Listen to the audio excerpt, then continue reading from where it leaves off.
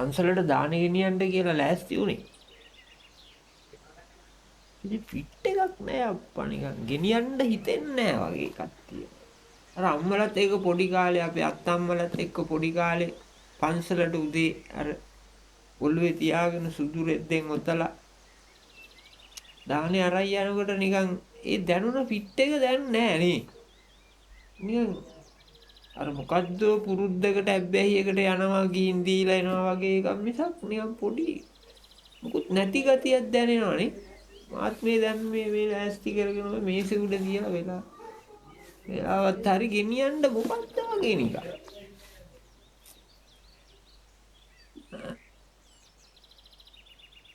දැන් මේකනේ මේ අපි අර තියනවානේ මේ ආගමත් එක්ක මාර බැඳීමක් ඈ. දැන් අපිට ආමුදුරු කෙනෙක් දැක්කහම අර පොඩි එකක් එනවනේ. ඇත්තටම මේ ඉන්නේ ඒ මිනිස්සයා නෙමෙයි අර බුද්ධ ජීවරේනේ. දැන් අපි ගරු කරන්නේ ජීවරේටනේ. බුදුහාමුදුරුවෝ මේ ඇඟ දාගෙන හිටපු එකනේ. ඒ ජීවරේටනේ මේ ගරු කරන්නේ. යන්නේ ඒකත් එක්කනේ අපි මේ ආගම එක්ක වැදෙන්නේ. ඒකට ආගමට සම්බන්ධ හැම එකම අපිට නිකන් පූජනීය. ඈ සිද්ධාර්ථ පිට දුන් අසතු රුක අපිට පූජනීය. ඈ එතකොට සිද්ධාර්ථගේ ඒ බුදුන්ගේ දන්ත ධාතුව කියන එක අපිට පූජනීය. ඒවා නිකන් මේ භෞතික වස්තු. ඒ වුණාට අපිට පූජනීය. අපිට සිවුරක් පූජනීය. ඉතින් සිවුර හින්දා අපි නිකන් ඉතින් ඒක දාගන්න කෙනාට ගරු කරනවා. ඈ වඳිනවා. ඔහොමනේ. එතකොට මේ ඕක මේකයි උනේ. දැන් ඕක අඳුරගත්ත සෙට් එකක් හැදෙනවා නිකන් පස්සේ කාලෙක මට නිකන් ඈ අපි කියපු කතාවක්. ඒ කියන්නේ මේකත් එක්ක එනවනේ මේ අර අධ්‍යාත්මික ගුණය මිනිසුන්ට දෙන්න මේ හැදෙන පූජක කොටසක්නේ. මේකත් එක්ක සමාජ ගෞරවයක් එනවා.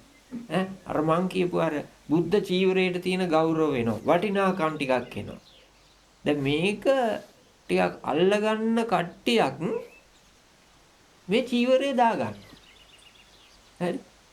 දාගත්තට පස්සේ දැන් පන්සලක් කිව්වහම අර දැන් ඉස්සර පන්සල් නෙමෙයිනේ අපි දැන් දකින්නේ. දැන් ඉස්සර පන්සලක් හදන්නේ අර ගිහි ජීවිතේ එපා වෙලා ඒක ගැන කලකිරිලා ආධ්‍යාත්මික ජීවිතයක් හොයාගෙන යන ඒ යතිවරයින්ට මේ සසරෙන් ඈතර වෙන්න ධර්මය අනුව කටයුතු කරන්න නිදහස් තැනක එහෙම නේද? දැන් පන්සල් එහෙම නෙමෙයිනේ. දැන් පන්සල් නෙමෙයි දැන් ඒවා වෙනද සැර. දැන් අර ආත්මාර්ථකාමයේ උදෙසා අර සිවුර දාගන්න අර පිරිස පන්සල් වෙළඳසල් බවට පත් කරගන්නවා. පත් කරගෙන ඉතින් අටපිරිකරේ ඉඳන් විකුණනවනේ අපි ගිහින් දුන්නාම එහා පැත්තේ ඕන් ඊළඟ දවසේ තියෙන අල්ලපු කඩේ අටපිරිකර. ඊට පස්සේ ඒකම අරගෙන ආවිල්ලා තව කෙනෙක් ආයෙ දෙනවා. ආයෙ විකුණනවා. ආයෙ දෙනවා. සංසාර චක්‍රය වගේ තමයි. යනවා එනවා. දිගහැරලා බැලුවොත් එහෙම ඇතුලේ තියෙන දැලිපිහේ මලකඩ කාලා. ඒ තරම් මේක රොටරි ගිහිල්ලා ඉතින් ඕවා මතක් වෙනකොට යන්න හිතෙන්නේ නැහැ පන්සල්.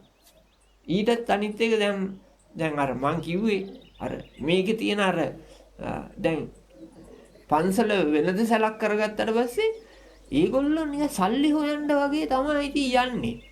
ඊට පස්සේ දැන් මේගොල්ලොත් එක්ක ඔන්න ගමේ ඉන්න දේශපාලඥයා සම්බන්ධ වෙනවා. චණ්ඩි ටික සම්බන්ධ වෙනවා. චණ්ඩි පන්සලත් එක්ක ගනුදෙනු කරනවා.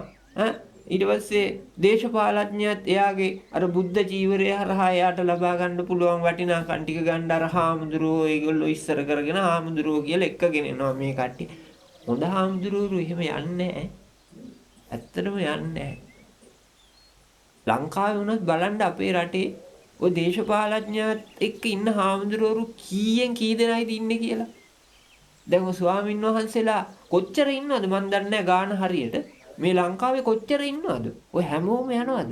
යන්නේ යන්නේ අර මේ පන්සල වෙළඳ සැලක් කරගත්ත සෙට් එකක් තමයි ඔය යන්නේ. හරි? එතකොට පහුගිය කාලේ දැක්කනේ ජාතිවාදී කිනියා උලපු මේ කට්ටිය දැන් ඔය ත්‍රිකුණාමලයේ කේස් එක බලන්නකො. අර සෙට් එකමනේ මේ ඉන්නේ. හරි? දැන් අපිව නිකන් අපේ ඔළුව හැදෙනවා. අර සෙට් එකේම කට්ටියක්ද දන්නේ දැන් මේ පන්සලෙත් ඉන්නේ කියලා. අපේ පන්සලේ මේ දානේ ටික අර මේසේ උඩ තාම තියෙනවා. ඉතින් ගෙනියනවද නැද්ද කියලා මේ ඉන්නේ. හරි. ওই විදිහට දැන් අනිත් එක බුදු පිළිමයයි බෝගහයි බෝපැලේ. ওই දෙක ඉඩම් අල්ලන්නත් පාවිච්චි කරනවානේ. කොහේ හරි තැනක බුදු පිළිමයක් තියලා බෝපැලේකුත් හදලා එතනම පොඩ්ඩක් පැත්තකට වෙන්න කුටියකුත් හදාගෙන වැඩේ පටන් අරගෙන අක්කර ගණන් තියනවනේ මේ දහස් ගාණක් ආණ්ඩුවේ කැලෑවල් අල්ලගෙන තව කුටියක් හදනවා, තව ටිකක් එහාට යනවා, කන්ද උඩට යනවා, තව ටිකක් කන්ද උඩට යනවා, කන්ද මුදුනේ චෛත්‍යයක් හදනවා, කන්ද මුදුනේ බුදු පිළිමයක් තියෙනවා. මේ ඒකල ඒකට කොහොමද වන්දන්නේ? බලපත්‍රද ඕවත් හදා ගන්නවලු. දැන් මම දැක්ක එක සැරයක් ඔන්න මොන සෑයද මන් දන්නේ නැහැ කියලා හදන හාමුදුරු කෙනෙකුට මේ Facebook එකේ මේ මිනිත් දාලා මේ අර කඳු කන්න නේද කියලා. ඒ කියන්නේ කඳු උඩ මේ කඳු කඩ පන්සල් කියලා මොනවද හදනවා. හරි. ඒක පන්සලක ස්වරූපෙකුත් ඒකේ නෑ. මේ ඒක හදන කෙනාගේ හාමුදුරුවන්ගේ ස්වරූපෙකුත් නෑ. දැන් මොකද්ද එකක් වෙලා තියෙන්නේ මේ ශාසනයේ. දැන් අපි දැන් බෞද්ධයෝ කියලා අපිත් විචිකිච්ඡාවටපත් වෙලා ඉන්නේ. කවුද බෞද්ධ කියලා? හාමුදුරුවෝද බෞද්ධ? අපිද බෞද්ධ වගේ නිකන් මොකද්ද එක? ඔන්න ඔහොම ඉඳලා තියෙනවා මේ මට මේ කතාව මතක් වුණා.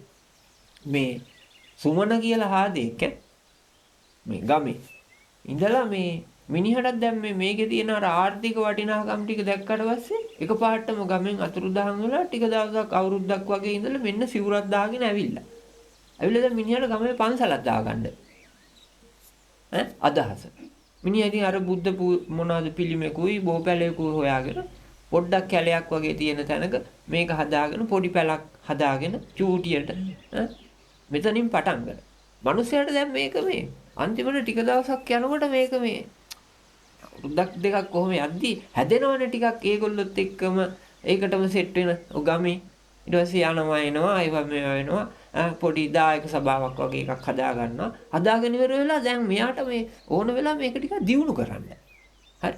දියුණු කරන්න ඕන වෙලා ඉතින් ඒ ආධාර කරන කාගෙන් හරි බුදු පිළිමකුත් අරගෙන මේ බුදු පිළිමය මේ ආක්‍රමණය සඳහා මෙවලමක් විදිහට පාවිච්චි කරන හැටිය බුදු පිළිමකුත් අරගෙන ඒක දැන් අරගෙන අර හිටපු කැලේ චුට්ටක් ඇතුළට වෙන්න පොඩි ගැට්ටක් උඩ මේක තියලා ලොකු උත්සවයක් වගේ මේ අරගෙන මේ ලොකුත් නෙමෙයි සාමාන්‍ය එකක් පොඩ්ඩක් දෙන්න එපා ප්‍රචාරය අරගෙන මේ පටන් අරගෙන වැඩි පටන් අරගෙන දැන් ඉතින් ඔන්න එන්නත් කියලා කට්ටියට දැන් මෙයා මේ සුමනට පුටුවක සුදු රෙද්දක් එහෙම දාලා තවත් ඔය ආරාධිත කට්ටියකුත් ඔහොම ඉඳලා මේ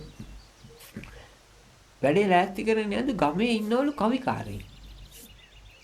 මේ කවිකාරයා කිව්වලු හාමුදුරුවනේ අපි මේ වෙනස් අත්දැකීමක් දෙන්නත් එක්ක මම මේ වැඩේ සම්පූර්ණ කවියෙන්ම කරන්නම්. කවියෙන් මේ සම්පූර්ණ සභාව මෙහෙවන වැඩේ. මරු වැඩක්. ඒක අනිත් අයටත් හොඳයි මේ කියලා ඉතින් දැන් වැඩේ දුන්නට පස්සේ දැන් ඉතින් ඔන්න හාමුදුරුවෝ උත්සව සභාවේ අර පොඩි තැන ඉතින් කට්ටිය වාඩි වෙලා ඉන්නවා මේ මිනිහා කවියා. පටන් ගත්තලු කවිය. දන්නවද? මොකද්ද මේ ගම මොකද්ද දන්නවද? අංගම්මන. අංගම්මන්නේ. ගමේ නම දානවනේ. හාමුදුරුවරුන්ගේ දාලා තියෙනවනේ. කොහොද? ඉත්තෑ කන්දේ.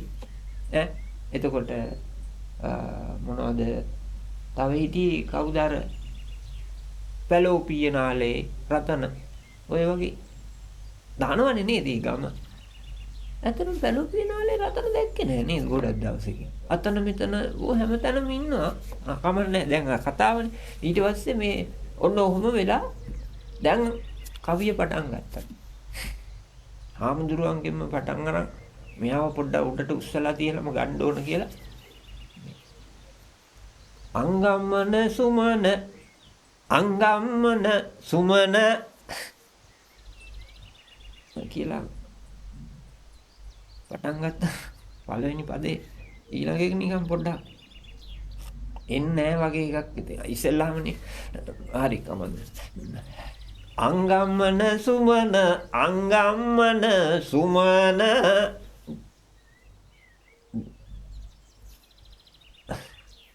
හාමුදුරුවනේ එන්නේ නැහැ ඊට පස්සේ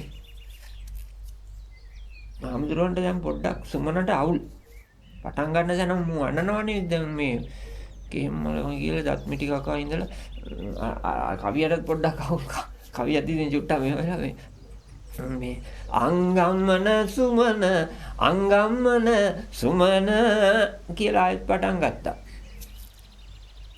ඉන්නේ නැහනේ අනිත් එක. මොකද මේ කවිය දන්නවනේ මෙයාව කලින්. මේ සූරසාගෙන හිටියට කවිය දන්නවා දැන් මිනිහාගේ ඇතුළෙන් එන්නේ නැහැ අවංක එක. අතර හැරේ පොඩ්ඩක් දැන් ආම්දුරෝ ගොරවණ්ඩ වගේ ඉන්නවා දත් මිටි කාගෙන මේ